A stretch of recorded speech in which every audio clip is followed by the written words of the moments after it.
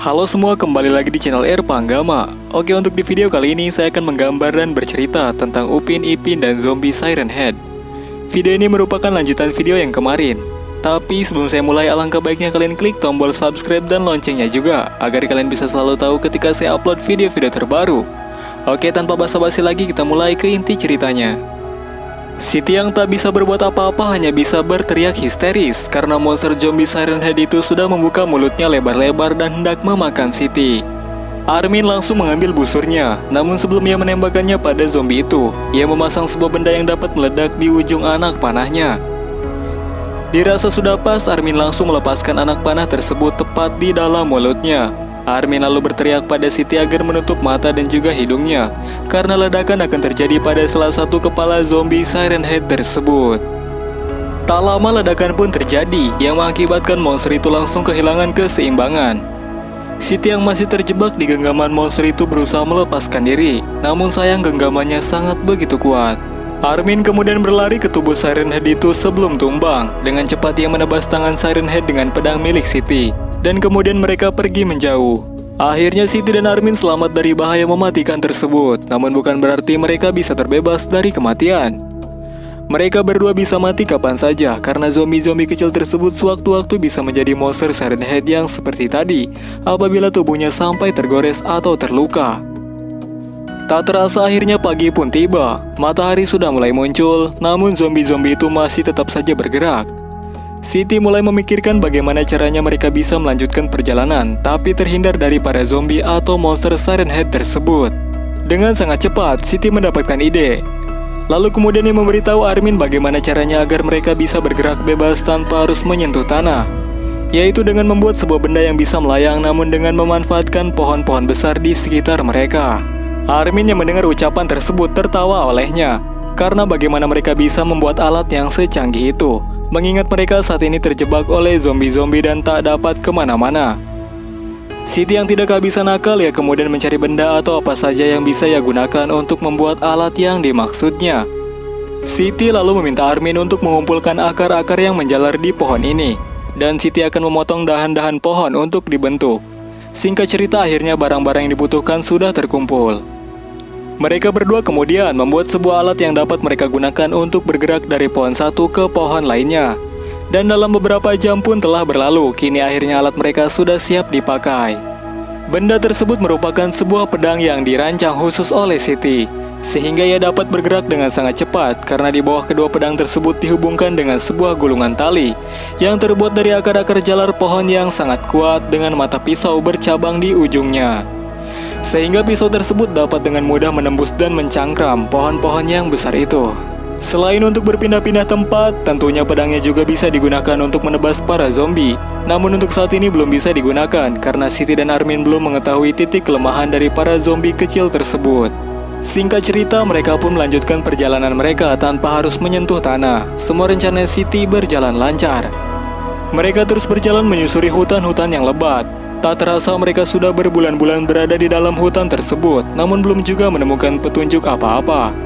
Karena saking banyaknya pepohonan yang lebat, bahkan sepertinya mereka hanya berputar-putar di dalam hutan itu saja. Lalu hingga tak lama kemudian, perjalanan mereka harus dihentikan karena jalan di depan telah buntu. Siti dan Armin sangat begitu terkejut karena bagaimana bisa sebuah hutan belantara memiliki batas buntu seperti tebing atau dinding yang sangat begitu tinggi. Siti dan Armin mencoba memanjat tebing tersebut dengan menggunakan alat yang mereka punya. Namun sayangnya hal itu tidak berhasil karena tebing atau temboknya terlalu curam dan sangat keras layaknya baja. Mereka kemudian mencari jalan dengan cara memutari dinding itu, namun tetap saja mereka tak menemukan jalan. Siti dan Armin sangat begitu kesal sekaligus juga penasaran karena semua kerja keras mereka terhenti sampai di sini. Selain itu, mereka juga melihat seperti ada yang janggal dari tebing atau tembok ini. Namun mereka tidak bisa apa-apa karena keterbatasan benda dan kondisi mereka yang sangat begitu lelah. Akhirnya mereka putuskan untuk beristirahat satu malam. Lalu pada esok harinya, mereka akan kembali pulang ke rumah Siti untuk memikirkan rencana berikutnya. Singkat cerita, mereka pun sampai di rumah Siti. Betapa bahagianya sang ibu melihat kepulangan putri kesayangannya itu. Siti langsung mengenalkan Armin pada ibunya, dan ibunya juga sangat begitu senang. Untuk sementara waktu ini Armin tinggal di rumah Siti sambil mempersiapkan rencana berikutnya. Namun hari demi hari, tahun demi tahun telah dilewati. Pada akhirnya Siti dan juga Armin saling jatuh cinta, dan tak lama mereka pun memutuskan untuk menikah. Kini mereka sudah sah menjadi suami istri. Tugas dan rencana mereka yang dulu akan kembali ke hutan itu sudah mereka lupakan. Karena mereka berdua sudah hidup cukup bahagia bersama. Lalu hingga sampai di suatu hari, Siti melahirkan bayi kembar laki-laki yang sangat tampan. Anak itu diberi nama Upin Ahoya dan adiknya Ipin Sauta. Kedua anak kembar tersebut diurus oleh Siti, Armin, dan juga neneknya setulus hati. Tak itu saja, Armin sebagai ayah mereka mengajarkan semua yang ia tahu pada Upin dan Ipin seperti bela diri, cara memanah, dan masih banyak lagi. Dan bukan itu saja, salah satu dari mereka rupanya mewarisi kecerdasan ibunya yang menjadikan ia sangat begitu cerdas bahkan melebihi Siti. Ia adalah Ipin, adik dari Upin. Sedangkan untuk sang kakak yaitu Upin sendiri, ia mewarisi kedua kemampuan orang tua mereka yang menjadikan ia sangat begitu unggul dalam hal apapun. Beberapa tahun berlalu tak terasa, kehidupan mereka di desa itu masih sama seperti biasanya. Bahkan kini usia Upin dan Ipin sudah 18 tahun. Kemampuan mereka berdua juga sudah jauh semakin bertambah melampaui kedua orang tua mereka sendiri. Lalu pada suatu hari, saat ketika mereka sedang berada di kebun bersama neneknya, sang nenek mengatakan kalau ia mau ke hutan dulu untuk mencari kayu bakar bersama Ipin, dan Upin sendiri mencangkul tanah. Beberapa menit nenek dan Ipin pergi. Secara tiba-tiba saja Ipin berteriak dengan sangat begitu keras.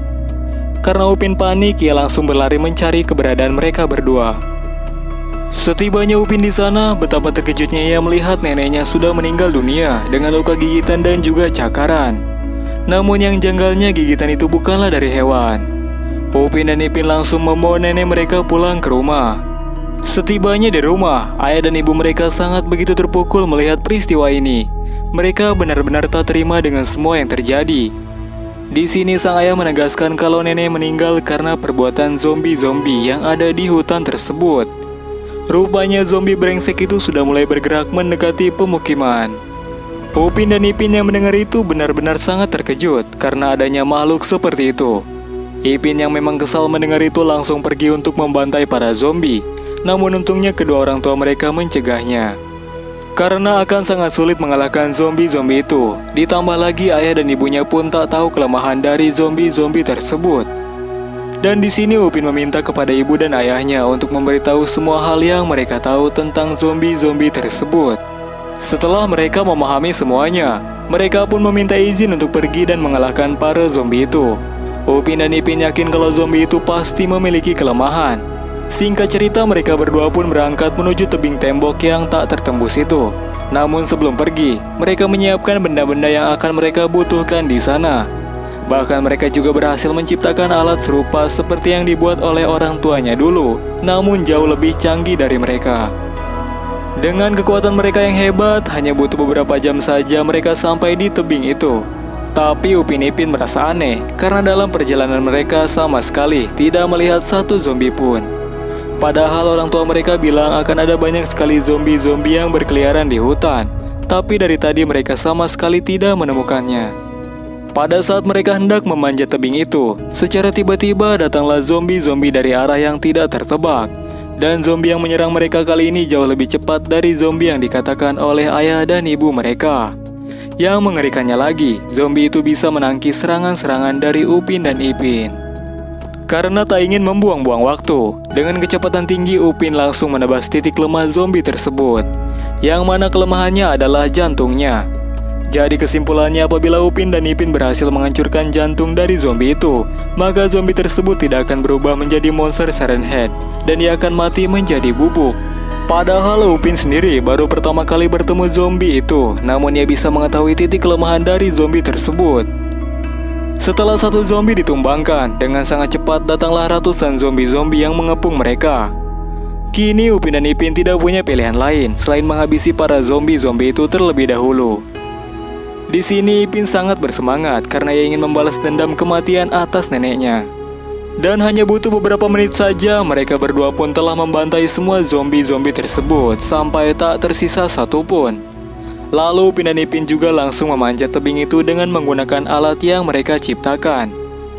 Alat yang mereka ciptakan ternyata sangat begitu efektif. Karena itu Upin dan Ipin bisa dengan sangat mudah memanjat tembok tersebut. Walaupun mudah, akan tetapi tembok tersebut sangatlah begitu tinggi. Sudah hampir 2 jam lebih mereka memanjatnya, namun tak kunjung sampai di permukaan. Berjam-jam mereka memanjat, pada akhirnya mereka pun sampai juga di atas permukaan tebing. Namun walaupun mereka sudah berhasil memanjatnya, ternyata tebing itu memiliki tebal yang setara dengan daratan tanah hingga tak terlihat ujungnya.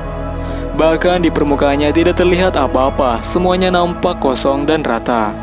Mereka pun beristirahat sejenak untuk memulihkan tenaga, karena tak terasa malam hari pun tiba. Mau tidak mau mereka harus bermalam di atas dinding tersebut. Ipin yang kelelahan karena 1 hari penuh ia mengeluarkan banyak tenaga, akhirnya tertidur duluan. Namun Upin masih belum tertidur karena ia berjaga-jaga dari hal-hal yang tidak diinginkan. Saat Upin sedang bersantai sambil melihat indahnya bintang-bintang malam, secara tiba-tiba saja terdengarlah suara geraman monster yang sangat menggelegar. Suaranya mirip dengan monster yang dikatakan oleh ayahnya. Bahkan saking kencangnya Ipin pun langsung terbangun dari tidurnya. Karena penasaran, Upin dan Ipin pun langsung berkemas dan kemudian mencari sumber suara tersebut.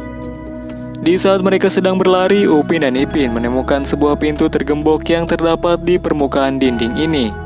Tanpa banyak pikir, mereka langsung menghancurkannya. Setelah pintu tersebut terbuka, mereka harus menuruni sebuah anak tangga yang begitu banyak. Ketika sedang menuruni anak tangga tersebut, dengan sangat mengejutkannya, kedua kakak beradik ini hampir saja mati karena terkena pukulan dari sebuah tangan monster raksasa.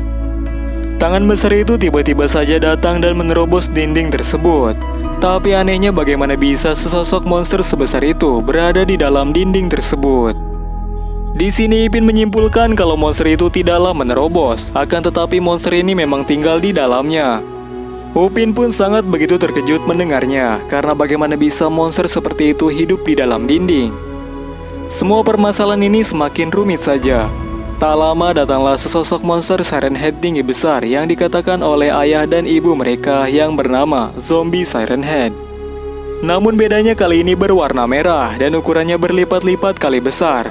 Ditambah lagi jumlah mereka sangatlah begitu banyak. Upin dan Ipin sangatlah begitu bingung harus berbuat apa, karena tidak ada pilihan lain selain mengalahkannya jika dunia ini ingin segera aman. Oke guys, itu tadi adalah cerita tentang Upin Ipin dan monster zombie Siren Head. Video ini merupakan part 2 dari video sebelumnya. Jika kalian penasaran dengan cerita selanjutnya, silahkan berikan tanggapan kalian di kolom komentar. Saya tegaskan sekali lagi, cerita ini merupakan bertolak belakang dari kartun Upin Ipin yang ada di televisi. Cerita ini dibuat dengan alur fiksi dan tidak ada sangkut pautnya dengan cerita Upin dan Ipin versi aslinya. Jika kalian suka dengan video ini, kalian bisa klik tombol like dan juga subscribe, sekalian dengan lonceng notifikasinya juga, supaya ketika saya upload video-video baru, kalian semua bisa tahu. Dan bagi kalian yang punya cerita menarik tentang hal-hal mistis atau apapun yang menyeramkan, kalian bisa request di kolom komentar. Request terbanyak akan saya buatkan. Oke, saya pamit. Minasama arigatou gozaimashita. Thanks for watching. See you in the next video. See you later. Bye-bye.